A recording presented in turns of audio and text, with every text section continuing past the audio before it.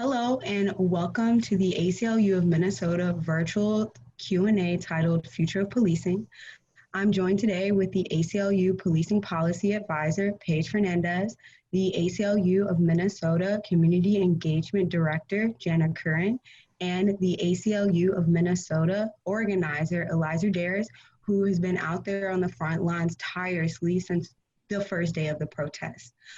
Today, we'll talk a little bit about what divestment means, what is community-led policing, and really just answer your questions. We made an announcement earlier this week that the Minneapolis City Council had plans to disband the Minneapolis Police Department, and we got thousands and thousands of comments, and we want to be responsive to those and also answer your questions. So please, Paige, lead us in. Great. Hi, everyone. Paige Fernandez, Policing Policy Advisor at ACLU National.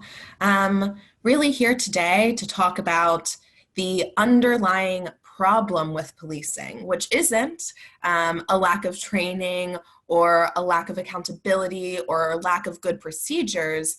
It's the incredible broadening of the scope and responsibilities and power of policing that has led to so many violent and egregious uses of force and significant racist policing and biased policing practices. It is imperative as a society right now that we take steps that will actually improve safety and help in communities of color, specifically Black communities that have suffered from underinvestment in everything except police and punitive programs for the past few centuries. Thank you. And let's get more into what's been happening, why this moment is such a major, different, defining moment in Minneapolis. So I'm gonna have Jana and Eli take it. So just to bring you up to speed about where we are now, right? George Floyd was murdered. The murder shook everyone to the core. We had to sit and watch the brutal murder. 8.5 minutes, this police officer kept his knee on George Floyd's neck. And Minneapolis and our communities just had enough, right? We've gone through this too many times, right? Jamar Clark, Philando Castile, right? Unfortunately, too many names to say at this moment. And from there, people did what they do, and we took to the streets, right? You saw thousands of people coming out in the middle of a pandemic to say, we can't do this anymore. So because of the work that has been done in our community for a long time, the work led by our amazing Black, Indigenous, Brown organizers to push this movement forward, the conversation has started to change. It wasn't just about a reform that did one small thing. It wasn't just, let's just make this one move. It was, we need to reimagine what our police department can be. And because of the long and hard work that was put in by so many people to get to this point, we are where we are now, where we had a week ago, our city council members in Minneapolis gather and say, we need to completely rethink policing, right? And so they've used a lot of different words. They've used disband, defund, divest, some people using abolish. And what we can say so far is that none of those things are reality yet, right? We've heard commitments from the city council. We know that they want to do more, but we need to keep pushing for what that vision looks like and really define what's happening. Because so far, all we have from the city council is that they are committed to reshaping this and redoing it, but nothing will be a reality until we keep working together. I would say beyond just Minnesota, the Minneapolis right now is, it's in the eye of the storm. It's the epicenter of an international cry for change. And so, the policing that we have been seeing, the violent policing that we have been seeing, it's not just geographically limited to Minnesotans, Minneapolis residents in particular. This is why we've seen protests spark in Washington, D.C., spark in Los Angeles, California, spark in Madrid, Spain, spark in Mexico. All around the entire world, there is an international outcry for freedom and for justice.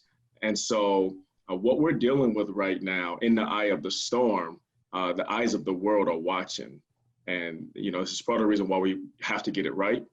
This is the part of the reason why we have so many, why we have invited so many to come and sit at the table and really work together to reimagine a new world.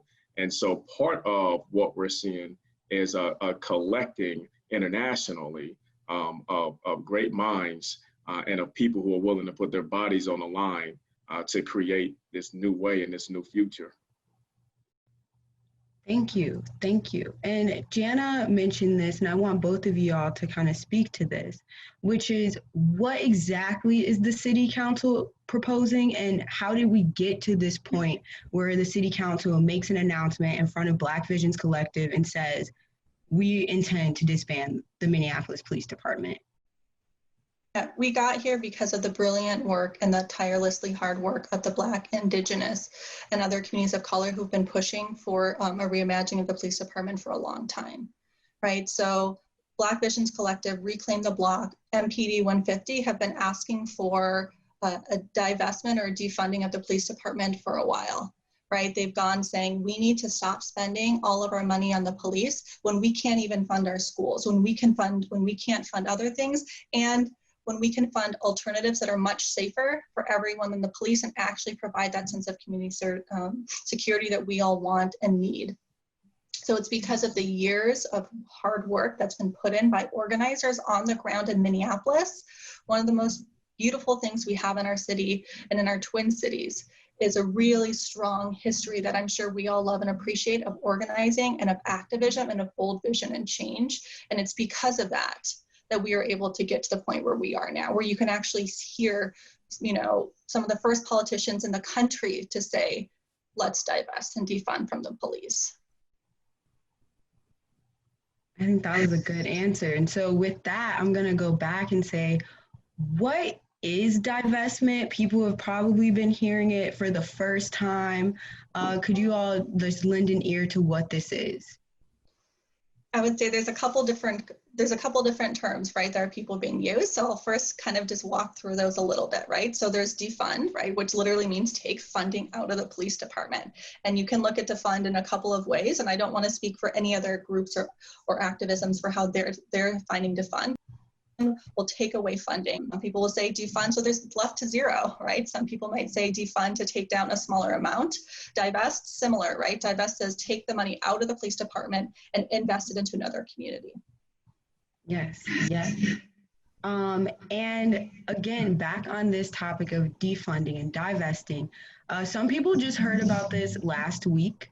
And so the question is, like, is it really new, and how did this movement come about?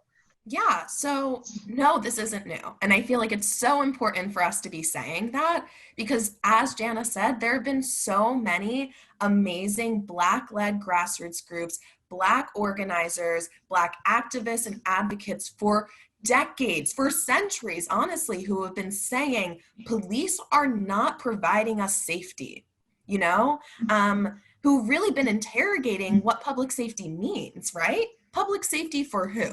Because it's definitely not for Black communities who are consistently harassed, beaten, and murdered by the police. So no, this idea isn't new. And I really want to uplift people like Miriam Kaba and Angela Davis and Ruth Wilson Gilmore, who have gotten us to this point, who have been saying for years and years that, you know, these minor reforms, these Band-Aid reforms of body cameras or of implicit bias training quite simply are not enough. And we owe them an enormous debt because they have been thinking about this, writing about this, and talking about this for so long. And I'm so grateful that it's now finally in the national dialogue. But no, it is not new. And I think that's really important for people to know because people have been thinking about better solutions for years and years, you know? Let me jump in and also talk specifically about, you know, Minnesota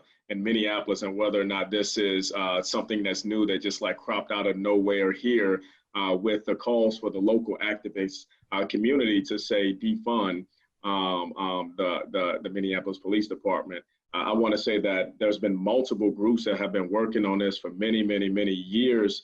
In fact, with some of them, it has been almost a singular focus of some of these groups. And so just a couple come to mind, and that's Black Lives Matter, the Minneapolis chapter, and also the St. Paul chapter.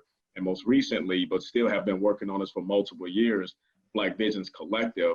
And so this isn't something that just cropped out of nowhere. This isn't some spontaneous outcry from the crowd. Many of these groups have been having meetings with, other organizing activist community members, have been having meetings with city council members for several years. There have been a lot of strategic planning. So this isn't something that's spontaneous. It's something that's well thought out. They have practical plans for implementation. And so I just want to call out for the local activists and organizing communities that are calling for defunding the Minneapolis Police Department and divesting from the Minneapolis Police Department. And no, this is nothing new. They've been activated and they've been working within this space for years. And what we're now seeing is the culmination of a lot of years of planning, strategic thinking, and coalition building. Yes, I see that the central rallying cry is divest from these policing forms and then invest in Black and Brown communities. And so the next big question that is on everyone else's mind is, if the police budget is slashed, what is going to happen with those savings? I hear, of course, that they'll be invested in the community, but what does that look like? So, there's a number of different potential alternatives to slashing the nearly $200 million budget, almost $250 million budget that the city of Minneapolis Police Department collects from the overall budget. And so, bringing forth just a few examples, there's a lot of community-based organizations. Many of these organizations, they don't have personnel on board to figure out how to fill out RFQs, to get grant money and grant dollars, and to send lobbyists to the Capitol to get them to line item them inside of a bill or something like that. They're very much busy out here on the streets putting in work. Many of these organizations we turn to in times of crisis because they are battle tested, they are known. But they are not really well funded. Oftentimes, the people who are working within these organizations are volunteers, or they're very meagerly funded. And so many of those diverted dollars should go into these organizations that are already out here, boots on the ground, making a difference. There could be unarmed mediation and intervention team. We have individuals right now that work within some of the departments, just one or two between each city, even though there's millions of people within the Twin Cities area. We have a few people that are designated to be interventionalists in terms of gang violence and things, and they go in unarmed, but they have relationship. And so to be able to employ more people who have relationship, who can help to mediate between two opposing groups would be very much beneficial. You can decriminalize most nonviolent crimes like, marijuana possession. We can invest more in restorative justice practices. I'm a huge proponent of restorative justice practices. This is when you take someone who has been harmed, you take someone who has done the harm, you also bring in and factor in the community. We all sit around and we discuss what was the harm that happened and how do we make each side whole. We invest resources into those conversations. Sometimes those are very difficult conversations. As someone who has done harm, I can assure you it's a very difficult conversation to sit and talk with someone and listen to the pain. And then for them to also listen to you share your story. And then for you to see the humanity in one another and for you to come to an agreement and come to an understanding. That is a very difficult thing because it humanizes. Oftentimes what we see in a lot of these responses is a lack of humanity, a lack of seeing the personhood of the people involved. Part of the reason why we see these kind of reactions is upwards to 94% of the Minneapolis police force don't live within Minneapolis. In Brooklyn Center, just 1 mile over, 100% of those police officers don't live in Brooklyn Center. So these people are coming from outside of the community, oftentimes having a very difficult time seeing the humanity of those involved. And then actually investing in real mental health care to have mental health personnel respond to some of the mental health calls. We don't necessarily need people to show up with guns when someone is exhibiting a mental health crisis. We can have people who are actually professionals within that realm and within that field to come and help to de-escalate those situations. Those are some of the ways that money could be divested from the police department. And oftentimes they don't want to be involved in these areas of policing anyway, because they're not actual policing. They can be diverted out of them and invested inside of the subject matter experts who, should be funded to do that work anyway. Absolutely. And just to, another point I want to raise, I just want to loop back to exactly what you were just saying is, especially around the mental health aspects, right? That a large portion of the people who are murdered by police are in mental health crises. They do not need an armed response. And it's not a wild idea, right? We've seen other cities across the country who have implemented alternatives. So there's a program called Cahoots in Eugene, Oregon, that is a mobile crisis service compiled of doctors, nurses, psychologists, social workers, people who are literally trained throughout their entire careers to deal with people in crisis. And they respond to the same 911 call. So the 911 dispatcher will not give the call to the police, but instead will give it to the mobile crisis service. I believe there's about 30% of calls that used to go to police now go to the mobile crisis service. So I really just want people to understand that, these are ideas that can be actualized and in fact have been actualized in places, but we need to actualize them in Black communities in particular. And then one final thing I just wanted to mention, and this is something I just want to give all the credit to MPD 150. I've been reading all their amazing resources, and I think they made a really important point about crime not being random. Crime happens when people are unable to meet their basic needs. And so much of that, crime is behaviors and actions that have been criminalized by our government when it's really just people trying to meet their basic needs. So we can just invest in, basic services like equitable education, in affordable housing, in healthcare. So much of what people engage in that's criminalized won't have to happen. Instead of investing on the back end when something goes wrong, we really need to be talking about investing on the front end to provide people with life-affirming programs and the opportunity to thrive. Those are beautiful answers. And we also got to a lot of questions that we've had on social media. There's a meme going around. It's a Ghostbusters meme. Like, who are you going to call? And it seems like there are already people out there that will answer the phone if you need the help. And I think that is really important, that it's not, we're investing in these services. And as we go on, in the past, there have been efforts to have community-led policing. Money's been put into that. Reforms have been made. And the question really happens when we're seeing new calls to do community-led policing. What is the difference right now? And what is the difference between community policing and this term community-led public safety alternatives?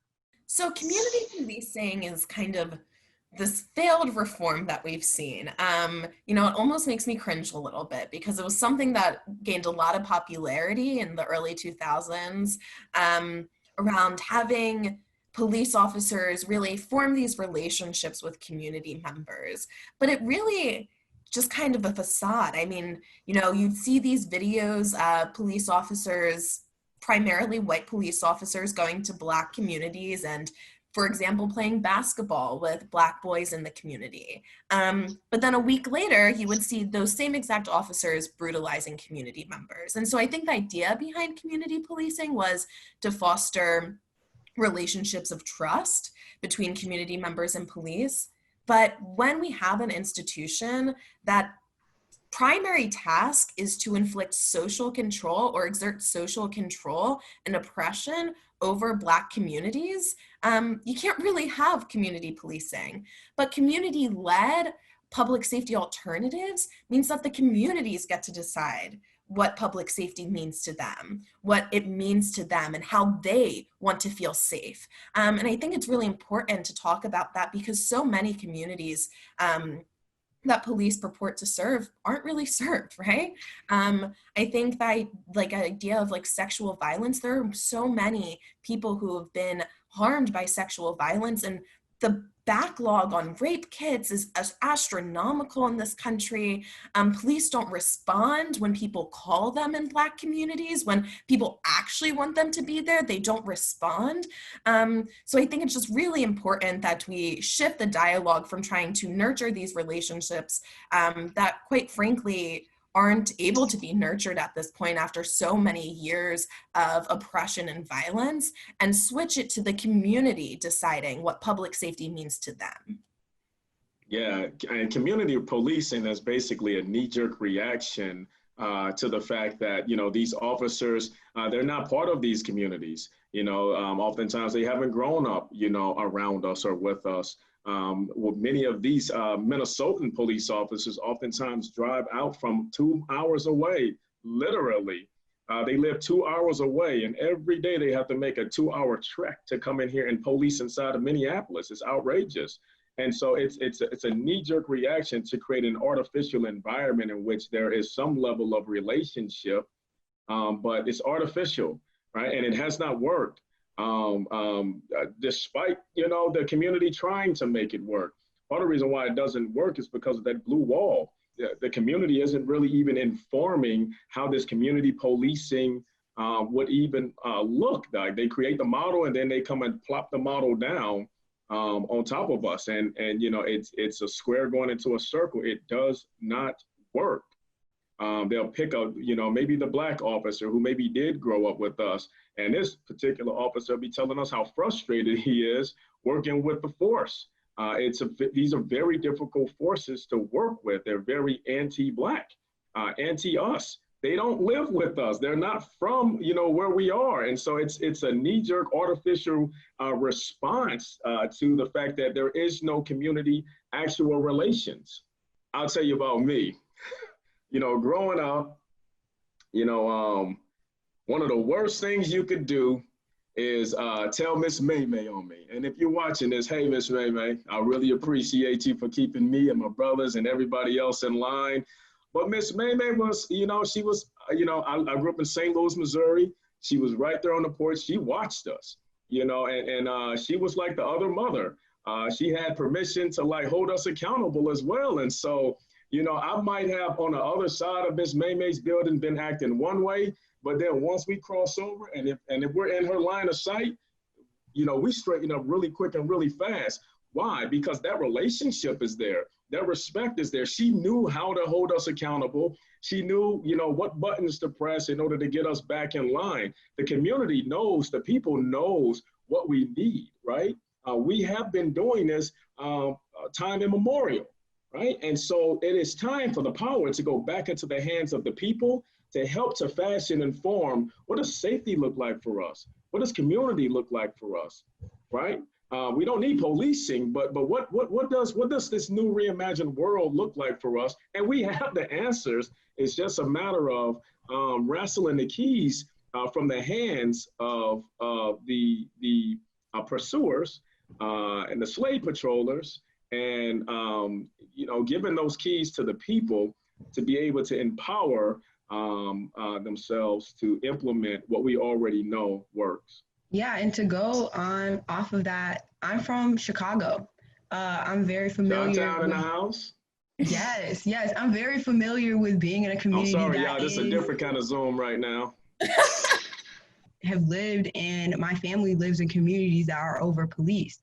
And so community elders and youth alike are like, okay, you're saying that let's imagine a world with less police. Well, what does that look like in Black and brown communities? And also, what about predominantly white communities that have very few interactions with the police? Like, how does this shift affect these different pools? Yeah, well, what I think is really interesting, and that something we've been speaking about at ACLU National in particular, is just What people are calling for is already what wealthy white communities live in, right? This is the reality that they already live in. They do not suffer from daily harassment and interrogation from police. All of their behaviors and actions aren't criminalized. They do not live in constant fear of literally being murdered by the police. They have a wealth of resources flooded into public services like education and housing. Parks and recreation. Exactly. And so when people are like, what could this possibly look like? It's like, oh, this reality already exists, y'all. It just exists in wealthy white communities. Right. And then sorry, this gets me so frustrated. Well, people try to claim that, well, there's more crime in Black and brown communities. No. Just completely false, just an absolute fallacy. There are just more police officers to arrest people for daily behaviors and actions, right? So if you flooded white communities and you had police officers standing outside of white suburban homes every day, I am sure that there would be little white boys being arrested constantly for smoking a joint or just hanging out on the sidewalk. But that is not the reality that wealthy white communities live in. And I'm going to lean in more into that, because when we announced that, Minneapolis was considering disbanding the police, there were a lot of comments that I'm not coming to Minneapolis anymore because it's not safe. Without the police, the crime is going to skyrocket and I'm in danger. What do you have to say to that? Well, I can say just from a national perspective, and then I'll let Jana or Eli chime in more specifically about Minneapolis, is that this is untrue, right? I think there are two specific points I want to make. One is that there are plenty of studies. The Sentencing Project did a study. Obama's White House Council of Economic Advisors did a study showing that further policing and incarceration does not actually have an impact on crime. Actually, in New York, when the NYPD a few years ago had scaled back their enforcement efforts, crime declined. And the other point I want to make is that, I think people are kind of doing this fear-mongering thing of, oh no, there's going to be absolute chaos if we don't have police. But I really want to make this point. In this country, every year, there are 10.3 million arrests made per year. Only 5% of those arrests, according to the FBI, the big police, and this is from them, only 5% of those arrests are for what people are, I believe, the most concerned about, what we could consider the most serious crimes and offenses. So things like rape and murder and aggravated assault. The rest of the 95% of arrests that are made, just petty behaviors like drug possession, loitering, crimes of poverty. Felony jaywalking. Exactly. And it's so interesting. I really feel like I want to tell people to interrogate their state criminal laws and statutes, because what you will find in there is mind-boggling. I was looking into Alabama. It is literally a crime that could put you in jail for 6 months if you remove a shopping cart and put it on a sidewalk. That can land you in jail for 6 months. So again, really bringing it back to what does safety mean and what do police actually spend their time doing? And just focusing on Minneapolis, the ACLU has kind of done a lot of research in Minnesota about Minneapolis police. So we know what they're spending their time on. And a policeman report that we had showed that the top things people were being arrested for were driving without a license and driving after revocation, two different forms of the same thing. Those are some of the most common things that police are spending their time doing. They're also getting picked up for loitering. They're getting picked up for, Eli mentioned jaywalking, right? All these things. And why are we spending time and money and extracting those resources from the community? Because it costs money. We estimate, because we're working on this at the state level, reforming your driver's license revocation. Millions of dollars are extracted from Black and brown communities and other poor white communities because we're taking it out to make them pay all these ridiculous fines and fees because they don't have a license, because they're getting over policed and they're getting ticketed every time they do something. right? So then you get one ticket, it spirals, it turns into more. So this is where we're spending our policing money on, right? As a woman who's talked with so many people, friends who've been victims of rape, I never known a police officer who's actually been able to prevent a rape, right? Police don't do that. And police don't even respond. We have thousands of untested rape kits, tens of thousands of untested rape kits sitting in Minneapolis, right? So this idea that the police are gone and all of a sudden it's just gonna be chaos or anarchy is just false. Police are spending the vast majority of their time in Minneapolis over policing for low-level stuff. So if we say, you're not going to spend that time on it anymore, why are you spending your time pulling over people and giving them a ticket because they have an expired tab? Why are you wasting police officers' time arresting 3 young Black men for hanging on a street corner for loitering? Right? We used to have a crime called lurking in Minneapolis until we worked to get rid of them, which is basically like looking suspicious. Well, who do you think looks suspicious? Right?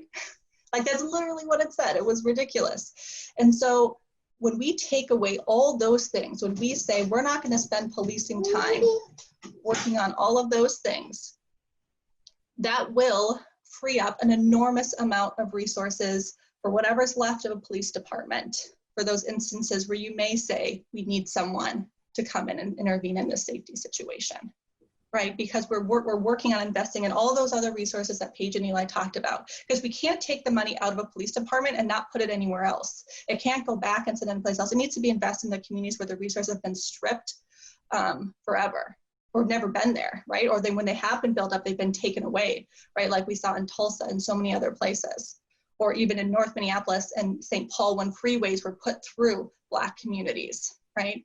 And so when money is taken out, it's going to be reinvested in all the programs Paige and Eli were talking about that will make us safer. And then police just need to stop over policing for all that stuff that doesn't make us safer. You said it the best. I think some folks have more reservations about this proposal to limit police because let's say of situations like Amy Cooper, who called the police on a Black man, bird watcher, his name's Christian Cooper, no relation. And also like I'm on Nextdoor on Facebook, and sometimes I see my neighbors typing comments that are like, there's someone very suspicious looking in the neighborhood. And I wonder, like, is that my partner just walking down the street? So how does this this reimagining of policing prevent some of these issues? It happens over time. This isn't even the reimagination that we're talking about. This isn't you snap your fingers and then it's done. This happens over time. Changing hearts, changing minds, changing behaviors, getting people to buy in. They got to see it before they can believe it. So this is going to actually happen over time as you work to build community. Actually, what we're talking about will build stronger community. It would have more community engagement, more community connectedness. What you actually see in this day and age is that people can live right next door to one another, right across the street from one another, and not even know each other's names. There's no connectedness. In St. Paul, one of the frustrations that I was told repeatedly as I was helping with someone's campaign, they were running for city council. Many of the residents that I was door knocking were saying things like, a lot of the community festivals have been shut down. A lot of the block parties have been defunded. So we're not able to shut down the streets and then have all the neighbors come out and get to know each other.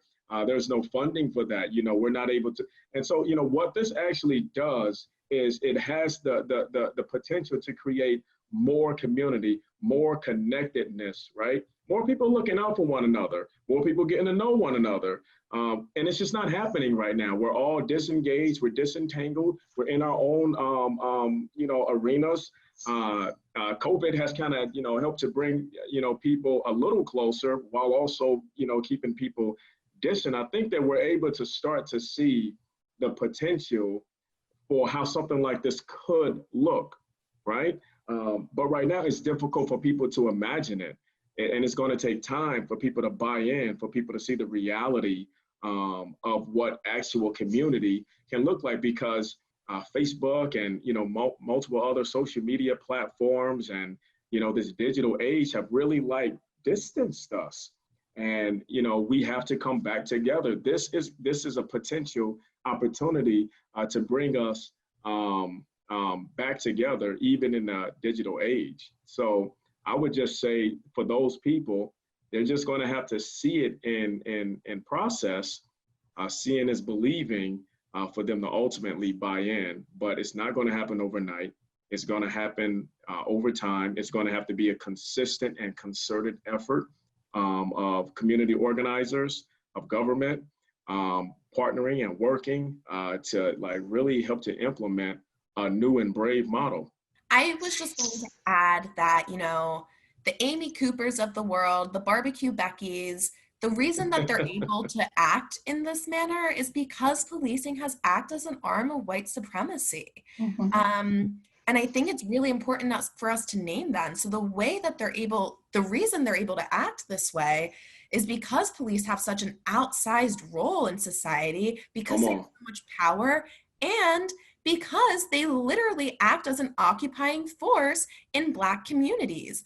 Amy Cooper knew exactly what she was doing. And so it's imperative that we reduce the role, responsibilities, and power of police so that Amy Coopers can't call 911 and try to get police to show up to literally harm Black community members. Yeah. And I think, you know, and yes, Paige, you're exactly. Yes.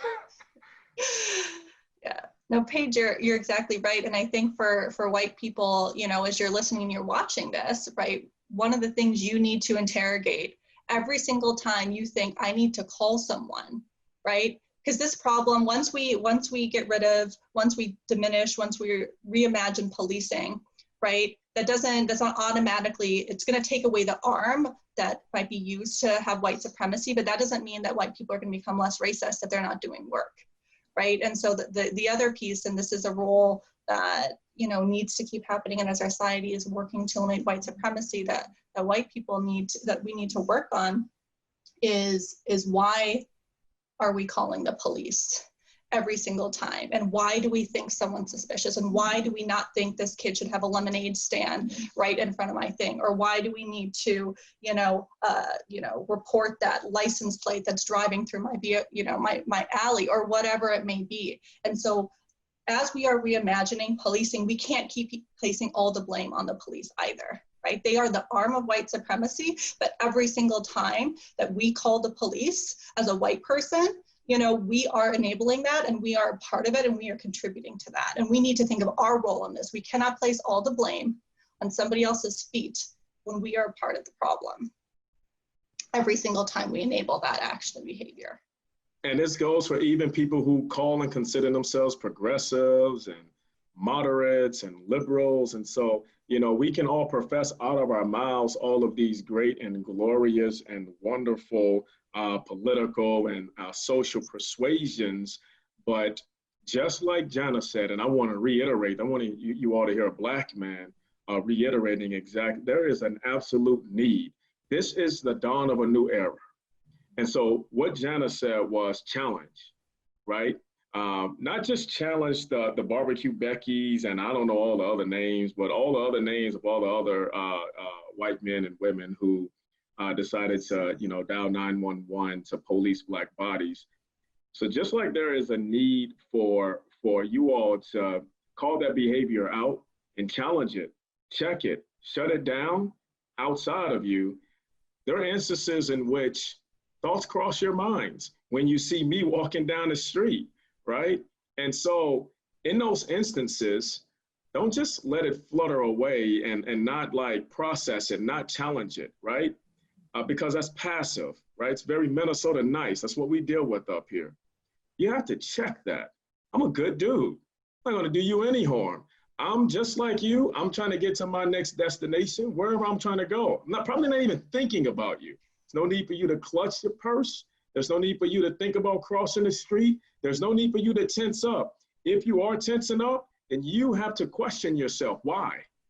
Right? Why am I tensing up? Because if I was a blonde-haired, blue-eyed guy, you wouldn't respond or react the same way, despite the fact that statistically speaking, you have a greater chance of him doing you harm than me.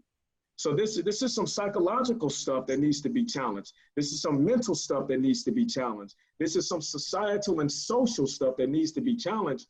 I can't do it because oftentimes I'm not in the rooms and the spaces and the places in which some of this dialogue is happening, but you are.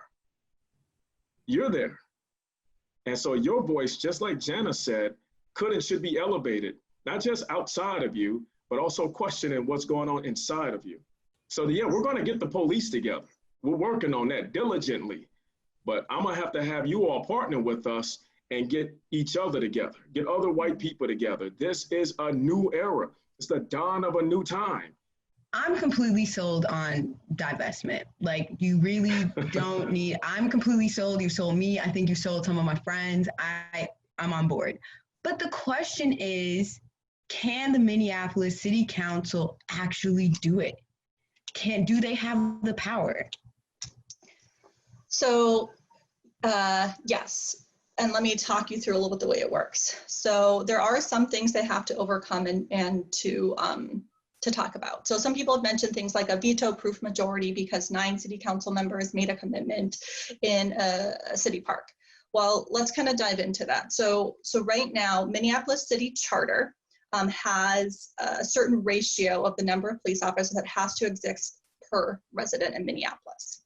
In order to change that charter, we need all of the city council plus the mayor to agree on changing that number. So the other way it could happen is through an amendment on the ballot and put it in front of all the voters to reduce that number. So it has to go through one of those 2 avenues, right? And I think the rough number right now it can get down to is around 720 officers based on the city of Minneapolis's current population. And right now we're in the 800s of officers for the Minneapolis Police Department numbers of full-time officers. So you can see that's only a small number. It can go down currently without a change to the city charter. Right. Now that doesn't mean money can't be pulled out in other ways, right? Because we don't spend money for the police department just on officers. So even without a city charter amendment or change, you can pull out money in other ways that the police department spends its money, right? You don't get the newest toy, you don't get the newest whatever, right, that they want. But in order to get to that deep structural change and pull out a lot of resources that we are talking about, right? We're not talking about just 5 officers being reduced. We need to have the full city council and the mayor agree to it, or it needs to be on the ballot for the Minneapolis voters to decide to reduce the number of officers per person. So with that being said, how can we make sure that the changes that the Minneapolis City Council is proposing to make, or even if it's a ballot measure, like you stated, Jana, how do we know that those changes are going to be real structural changes? So the first and most important way is community needs to be at the table every step of the way. The people who are demanding and asking and bringing these changes need to be there. And they need to be guiding it and saying it. That can happen through participatory budgeting. That can happen in a lot of ways, but the number one way is community need us at the table. We also need to look at the reform, the things that we're asking for, making sure it's not actually going to contribute to it, which is the ideas that we pushed in the past, like just training, which means more money for them, just better equipment, that means more money for them, right? So looking at the other things we're asking for to improve the police that are left or to make those changes aren't actually investing a whole bunch of new money in that department, right? And so, but that all needs to happen with community at the table driving the changes and holding people accountable and making sure that we have the real experts, the people like Eli mentioned or Paige, the people who know what a new system can look like, who can be the crisis response teams, who can be the ones who are dispatched when someone's are in need, right? Who are living and working in that community. They need to help be there to drive and propose the solutions that we need to have. And that needs to be an open and transparent process every step of the way. That's real. And the final question I want all of you to answer truly is, what can people do to make this vision a reality? So on the national level, what can folks do? On a community level, on the ground, protesting, being out there, what can folks do? And finally, like, we have a lot of folks who are older, who may be immunocompromised, who still really do notice that there is a coronavirus.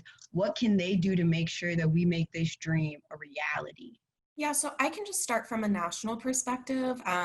something I've really just been trying to emphasize over the past few weeks is I want people to understand how much power they have right now in this moment. I think it's so important. Policing, again, is a hyper-localized issue. The amount of control your local government officials have over the policing institutions in that specific jurisdiction is astronomical. Mayors and city council members really control so much of your local police department. So I really want people to come to terms with the fact that they really have a lot of power, and they have the opportunity to exert power onto their local government officials, and demand that we divest from police, demand that we reinvest, and what Jana was saying, demand that that process is transparent and accountable to the communities that have historically been over-policed and continue to be over-policed. And I think that's also really important to note. It should not be, white suburban community members who are taking over at the table. It absolutely needs to be impacted community members at that table. But again, just nationally across the country, we have so much power over our local government officials. They are accountable to us, and we need to demand that from them. Yep, and it's right on my shirt. It says vote, right? We need to get involved in the political discourse, right? And so for the ACLU, I coordinate the Smart Justice campaign here in the Twin Cities, well, in Minnesota, but I primarily work out of the Twin Cities. And we made a determination to step into the political arena in a very intentional kind of way to engage as many people as we could around the idea that you have the power to elect your county attorney. And then later on, you have the power to elect your attorney general. These are some of the duties. This is the role of the AG, and this is the role of the county attorney. And this is what you should expect from them. And so this is empowering and invigorating communities to step into a political space, right? Step into a political arena and be heard. That's what they respect. One of the first things that they ask you when you go to speak with one of your state senators or your state representatives, the first question that they ask is what, Jana? Where do you live? But why are they asking where do you live? Oh, because they want to know if you can vote for them. Are you registered to vote? Right. So, I mean, they're trying to figure out whether or not you're constituent, right? Yeah. I mean, because constituent is king, constituent is queen. It is the most important thing, right? It's an incredibly powerful thing to be a constituent of an elected. You have the power to vote them in or vote them out. You have the power to step into the social media arena and let your voice be heard.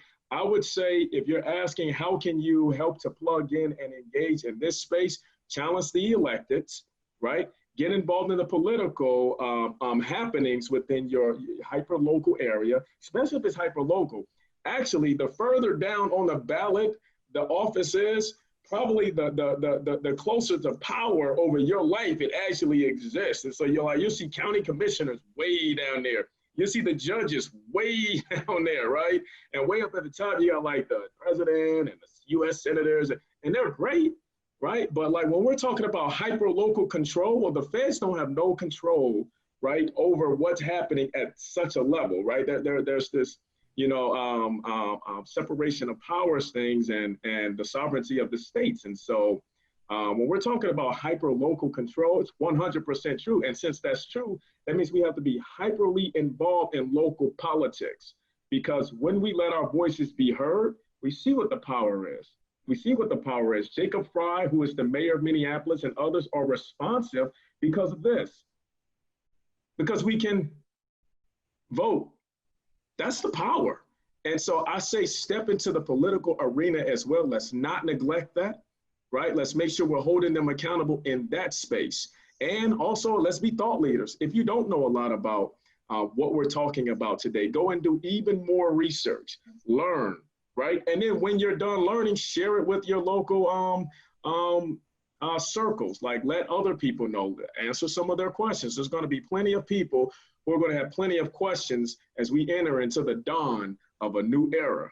And building on what Eli said, right? We need to keep the pressure in Minneapolis for all the residents and the people who are a part of here. Keep the pressure on the city council, but there are 420 policing agencies in the state of Minnesota, right? Our work will not be done even if we do reimagine a beautiful new vision in Minneapolis. And so if you're living outside of Minneapolis, right? If you are not gonna be plugged into there, Well, start interrogating your own police department. Talk with your neighbors, right? This work has been driven by grassroots activism, right? The ACLU has many beautiful things to offer with policy insights and all of this, but the heart of it has always been the people in the community driving change, and you can keep that moving forward, right? So talk about St. Paul Police Department, right? They're just as bad as Minneapolis, as you know, a lot of other ones. We can't forget about them, or any other city that you may live in, right? Dive into your own police budgets, figure out where the money is, talk to people and get folks together and start organizing in your own communities to help reimagining what policing looks like. We can all play a role in that.